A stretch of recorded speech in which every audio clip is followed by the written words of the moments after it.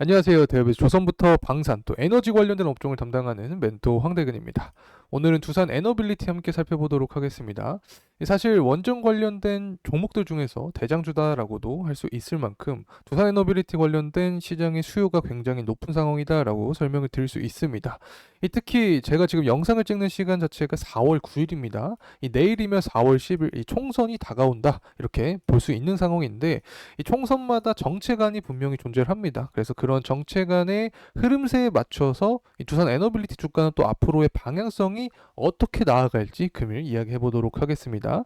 우선 대략적으로 세 가지를 뽑아왔습니다. 우선 데이터 센터 수요가 증가를 하고 있기 때문에 이 관련된 전력, 특히 원전 관련된 수요도 증가할 수밖에 없다. 자, 이 부분에 대해서 이야기를 해보고 역대 이 총선 결과의 패턴을 통해서 앞으로 이 수혜주로서의 역할을 할 수 있는지까지 이야기를 해보겠습니다. 그리고 마지막으로는 이 원전 관련된 가장 중요한 부분이라고 할 수 있는 부분이 바로 전기본인데, 이 11차 전기본에 대한 내용과 또 사우디 수주 그리고 해외 원전 중에서 이 체코 원전에 관련된 자세한 이야기 금일 풀어보는 시간 갖도록 하겠습니다.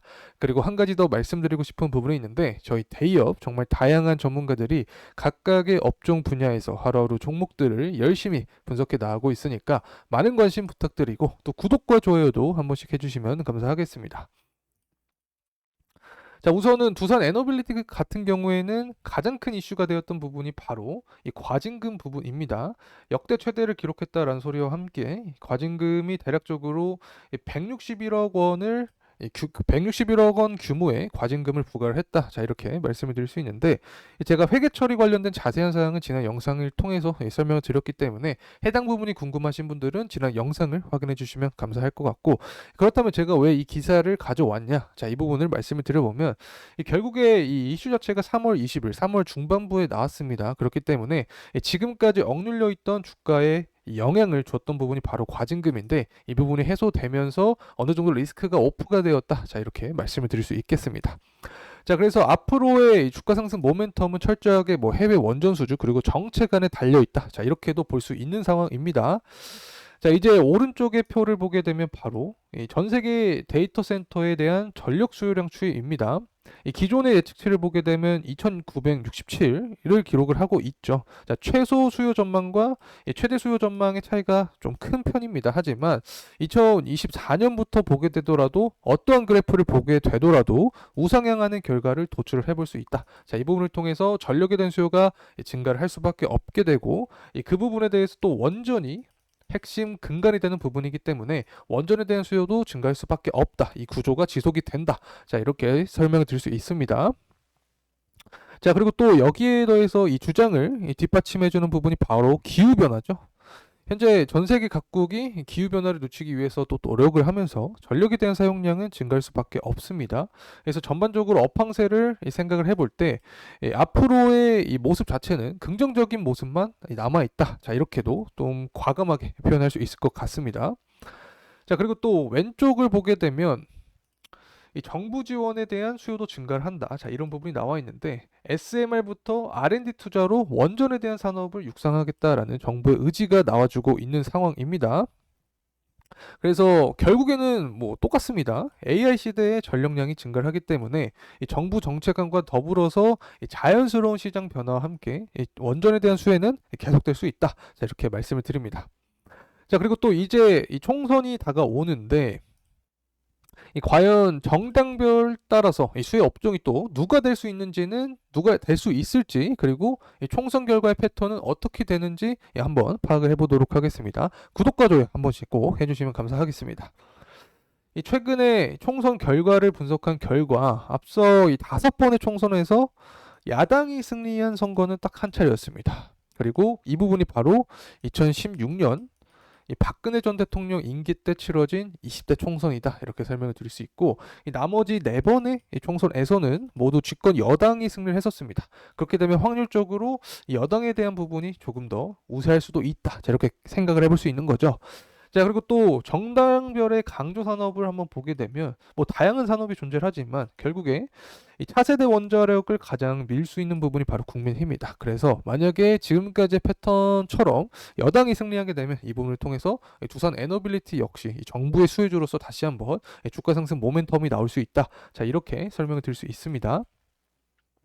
이 다음은 또 원전 관련된 이 친환경, 에너지 관련된 이야기인데 이 제가 지난 영상들을 통해서 이 에너지 전관들이 원전에 대한 잠재력을 인정했다라고 말씀을 드렸습니다. 그래서 무탄소 기술 확대에 필요한 가장 중요한 부분이 바로 원전이다라고 설명을 드렸는데 현재 이 결과 부분이 그에 부합한 내용이 나와 있는 상황이다 이렇게 말씀을 드릴 수 있는 게 이 탈원전을 폐기한 이후에 온실가스가 4.8%가 줄었습니다. 그러면 이 원전이 청정 에너지원이다. 자, 이 부분에 의문을 가졌던 분들께서 이 결과치를 보고 나서 어느 정도 수긍할 수 있는 그런 부분이지 않나 개인적으로 생각을 하고 있습니다. 자, 관련된 표를 가져왔습니다. 이 산업 부분의 온실가스 배출을 보게 되면 2020년이 대략적으로 2억 4,680만 이 톤을 기록을 했습니다. 21년까지 증가한 모습을 보여줬지만 하지만 그 이후에 원전에 대한 가동률을 증가시키면서 이 산업 부분의 온실가스 배출률이 감소를 했다. 자, 이렇게 표현할 수 있을 것 같고 이 연도별 발전량 현황을 또 보게 되면 또 22년부터 23년, 뭐 21년부터 계속해서 원전에 대한 발전량이 증가를 하고 있습니다. 그래서 이 부분을 통해서 우리가 또 해석을 할 수 있는 부분이 바로 원전 가동률을 높여주면서 온실가스 배출이 줄어들었다. 그래서 원전은 이제 청정 에너지원으로서 인정할 수 있기 때문에 변화되는 이 친환경 산업 트렌드와 함께 원전은 계속해서 수요가 증가할 수밖에 없다. 여기에 대해서 앞서서 말씀드렸던 뭐 AI, 데이터 센터를 통해서 전력에 대한 수요도 증가를 하고 있기 때문에 현재는 3박자가 모두 맞는 상태다 이렇게 표현할 수 있습니다. 자, 이제 전기본 가져왔습니다. 사실 원전 관련된 가장 중요한 이벤트가 바로 전기본이다 이렇게 말씀을 드릴 수 있을 것 같은데 11차 전기본이 원래 이 3월 달에 또 나오기로 예정이 되어 있었습니다. 하지만 이 4월에 총선이 일정이 되어 있었죠. 그래서 제가 이 부분에 대해서 의문점을 좀 제기를 해드렸습니다.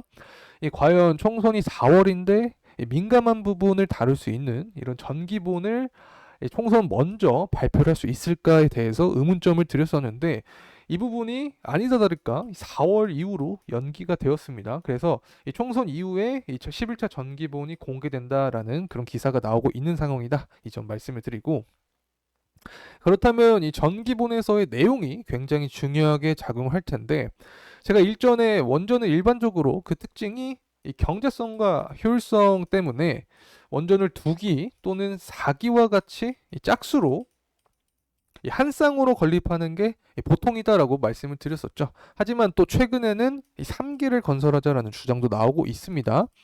새롭게 2+1 건설이 부상하는 이유 자체는 신규 원전 2기로 늘어나는 전력 수요를 좀 충당하기 부족한 상태다. 자, 이렇게 말씀을 드릴 수 있고 또 4기는 너무 많다라는 그런 주장이 나오고 있습니다. 그래서 이 3기를 건립하자라는 현재 주장이 나오고 있다. 자, 이렇게 말씀을 드릴 수 있고 어쨌든 신규 원전 건설에 대한 긍정적인 방향이 나오게 되면 이 전기본이 나온 뒤에 이 모멘텀은 계속될 수 있다. 이렇게 볼 수 있는 거죠. 자, 그리고 또 다음 오른쪽은 이제 가동률 추이를 좀 가져왔습니다. 앞서서 제가 말씀드렸던 이 친환경 에너지원으로서 원전이 현재 뽑히고 있다. 이 부분과 일맥상통한 부분이다라고 설명을 드릴 수 있는데 우리가 확인할 수 있었던 부분이 바로 산업 부분 온실가스 배출이 감소했다. 이 부분입니다. 그래서 제가 이 부분이 왜 그렇게 감소했냐 이렇게 말씀드렸던 이유는 원전 가동률이 증가를 했다. 이 가동률이 문재인 정부와 비교를 했을 때 윤석열 정부 굉장히 크게 늘어났습니다. 이렇게 가동률이 증가를 하면서 이 관련된 이 산업 부분의 온실가스 배출도 감소를 했기 때문에 이제는 원전을 청정 에너지원으로서 인정할 수 있다. 자, 이렇게 말씀을 드립니다. 자, 이제는 사우디 관련된 원전 이벤트에 대해서 좀 가져왔습니다. 최근에 뭐 삼성 엔지니어링 그리고 뭐 현대건설 같은 경우에 이 사우디 관련된 수주 기사가 계속해서 나오고 있는 상태고 그에 따라서 이 주가의 흐름세도 모멘텀을 받고 있었던 상태다. 자, 이렇게 설명을 드릴 수 있는데 제가 이 부분을 왜 두산 에너빌리티와 엮어서 가져왔냐면 이 두산 에너빌리티 같은 경우에도 이 사우디의 복합 화력 발전소에 이 기자재를 공급했다라는 이슈와 함께 최근 주가가 상승했습니다. 이 원전 테마의 어떤 특징이라고 할 수 있는 부분이 있는데 이렇게 한번 관련된 국가와 이 수주 관련된 이슈가 속해 있으면 이 다른 원전에 해당하는 종목들이 뭐 사우디와 수주를 했다. 자, 이런 이벤트가 나오게 되면 엮여서 주가가 상승하는 경향이 있다라는 점 말씀드리기 위해서 가져온 부분이다. 이렇게 설명을 드릴 수 있고 또 이 두산 에너빌리티 같은 경우에는 이 현 정부 들어서 이 원전이 다시 활성화되면서 대규모 수주 계약을 했기 때문에 주가가 상승한 모습을 보여줬었죠. 특히 지난해 원전 사업에서만 3조 원 이상을 수주했었습니다. 이 3조 원 규모의 신한울 3, 4호기 공급부터 또 1조 원 규모의 이 카자흐스탄 복합화력 발전소 건설, 최근에는 또 사우디 복합화력 이 기자재 공급까지 이 전반적으로 수주 이벤트가 계속이 되었다. 자, 이렇게 말씀을 드릴 수 있고, 특히 신사업 부분에서는 5조 원의 일감을 따냈는데 이 원전 사업 성과를 뛰어넘는 수준입니다. 특히 이 차세대 원전으로 불리는 SMR 부분에서는 지난해 이 미국의 대표적인 원전 기업이 존재했었죠. 바로 이 뉴스케일 파워 같은 기업들과 이 공급 그리고 제작 계약을 체결하면서 2025년 연수주액 1조 원을 돌파할 것으로 관측이 되는 상황이다. 그래서 이 올해 예상 수주액 자체는 10조 원이라는 관측이 나오고 있기 때문에 지난해를 조금 더 넘어주는 그런 수치를 보여주지 않을까 개인적인 생각을 하고 있습니다. 자, 그리고 체코 원전 관련된 이야기를 설명을 드리려고 합니다. 뭐 해외 원전 관련된 팀 코리아 프로젝트 중에서 가장 관심을 받는 부분이 현재 체코 원전이다. 이렇게 설명을 드릴 수 있는데, 이 체코 원전이 입찰이 이제 마감이 됩니다. 6월 중에 결판이 난다. 이렇게 나오고 있는 상황인데, 이 체코가 30조 원 규모의 이 두코바니아 테물린 원전 건설 사업의 재입찰 마감일을 이 프랑스 요청에 따라서 2주가량 미뤄뒀습니다. 현재 어떻게 보면 이 프랑스에 따라서 좀 좌지우지되는 상황이다라고도 설명을 드릴 수 있을 것 같은데, 체코 정부가 프랑스 측의 이 요구를 들어준 이유가 바로 EU 관련된 이 국가이기 때문이다. 이렇게 좀 설명을 드릴 수 있을 것 같은데, 유럽연합 내에서 프랑스의 위상이 굉장하죠. 그래서 처음부터 한국에 좀 불리한 싸움이다라는 분석이 존재했었습니다. 이 부분이 계속해서 현재 가시화가 되고 있는 상황이다 이렇게 표현할 수 있을 것 같은데, 실제 프랑스는 EU 전체 원자력 발전량의 48.4%를 생산하고 있습니다. 이 부분을 조금 더 가시화해서 나타내 보면 전체 투자액의 3분의 1을 책임을 지고 있기 때문에 한국보다 그래도 유리한 위치에 있다라고 평가를 할 수 있다. 자, 이렇게 얘기를 할 수 있을 것 같고, 그렇다면 결국에 프랑스가 이기는 거 아니냐? 자, 이 부분에 대해서도 아직까지 의문점이 존재합니다.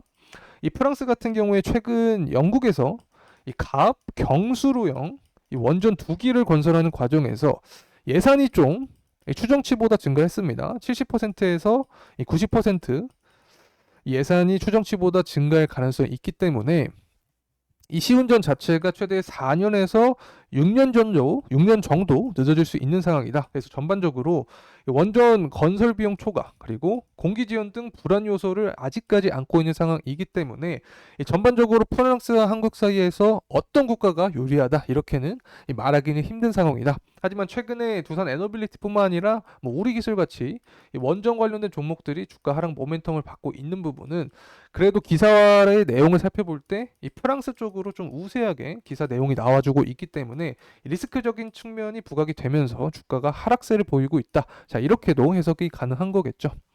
자, 이제 두산 에너빌리티의 주가 흐름 살펴보도록 하겠습니다. 대략적으로 23년 10월부터 주가가 상승 반전을 보여주면서 최근까지도 상승해준 모습을 보여주고 있다. 자, 이렇게 말씀을 드릴 수 있을 것 같은데, 이 당시의 포인트가 바로 이 수주 관련된 이슈가 존재를 했었습니다. 그리고 여기에 더해서 이 미국에 대한 정책 안의 이 내용을 살펴봤을 때 원전이 이 공통 정책 아니다. 자, 이 부분이 또 부각이 되었었고, 이 빠르게 증가하는 AI 시장에서 또 원전이 핵심 포인트로 작용하기 때문에 전반적으로 삼박자가 맞았다. 자, 이렇게 표현을 할 수 있을 것 같습니다.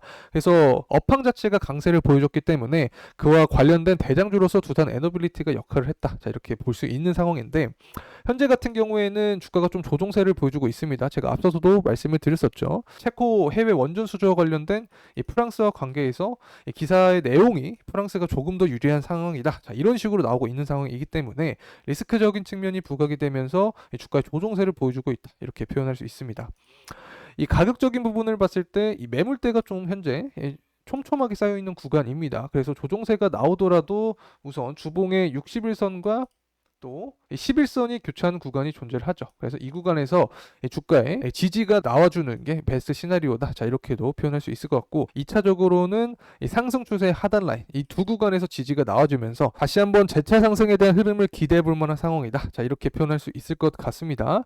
자, 그렇다면 이 주가 상승 모멘텀이 또 무엇이 될 수 있을까? 자, 이 부분을 생각을 해보면 결국에 이 11월 대선을 좀 우리가 살펴봐야 됩니다. 앞서서도 제가 말씀드렸지만 이 원전이 공통 정체관이다라고 설명을 드렸었죠. 뭐 트럼프 같은 경우에는 워낙 이 전통 에너지원을 강조를 하기 때문에 원전이 수혜를 받을 수 있다. 뭐 대부분 알고 있을 거라고 생각을 합니다. 하지만 이 바이든도 원전을 굉장히 강조하고 있는 상황인데, 이 노원전 재가동에 또 60억 달러를 투입을 하는 상태입니다. 또 인플레이션 감축법에 청정 에너지, 이 세액 공제 대상에 또 원전을 포함을 했기 때문에 이 누가 되더라도 원전에 대한 모멘텀은 계속해서 나올 수 있는 상황이다. 특히 이 지지율 박빙인 상황에서 이 정체관에 대한 그런 이 내용을 부각시킬 때 원전에 대한 기사가 또 하나둘씩 나올 수 있겠죠. 이러한 부분을 통해서 이 두산 에너빌리티 주가 상승 모멘텀이 작용할 수 있겠다. 자, 이렇게 말씀을 드립니다. 자, 주가가 상승하게 된다라고 하면 현재 구간을 넘어서 이제 전고점 구간을 돌파를 해주는지 이 부분이 포인트가 될 수 있다는 점 말씀드립니다. 자, 이상으로 두산 에너빌리티에 대한 영상 마무리하도록 하겠습니다. 이번 시간이 도움이 되셨다면 구독과 좋아요 부탁드리겠습니다. 끝까지 시청해주셔서 감사합니다.